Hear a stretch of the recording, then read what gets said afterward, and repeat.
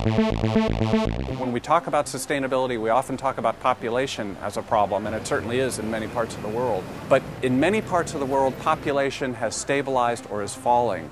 In no part of the world is consumption falling. Increasingly, much of the consumption that we're engaged in is environmentally unsustainable. Something like more than 80% of all materials that we use today are used once and then thrown away. $1. In the United States, we have less than 5% of the world's population, yet we use roughly 25% of the energy and some of the major materials. The average American new home, for example, is 38% larger today than it was in 1975 when most of us were living pretty comfortably. There's a lot of folks in the United States today who suffer from a lot of credit card debt. Our net savings rate is below zero. There's a quality of life price that we pay from overconsumption. Psychologists tell us that what people need are their basic needs met. They need security, they need good relationships, and they need a sense of the possibility of becoming the person that they were born to be.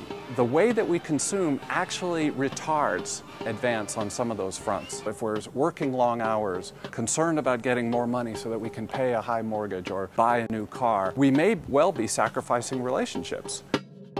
In the United States, people are more than twice as wealthy today as they were in 1957. But at the same time, the level of happiness, the number of people who say that they are very happy, has been flat. We're richer and richer and richer, and yet no happier. One of the things that we need to do is have people think about their expenditures in terms of whether this is investment or gratification. I think we've lost the sense of investment. That is, I'm putting out an expenditure that's going to give me returns over time, that's going to help me be a better person. I'm going to learn to play the piano, for example, or learn a language. Whereas more and more of our expenditures have become expenditures of gratification.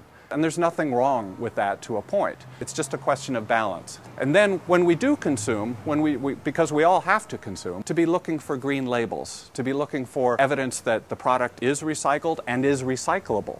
To use used goods where possible, to borrow goods. The city of Berkeley has a tool library. We see car sharing growing in Europe, in the United States. This is a way to give people the private transportation that they need, because we all need that at some points, without requiring that everybody have an extra car. We need to be finding different ways to deliver the lifestyle that people need with a much, much lower environmental impact.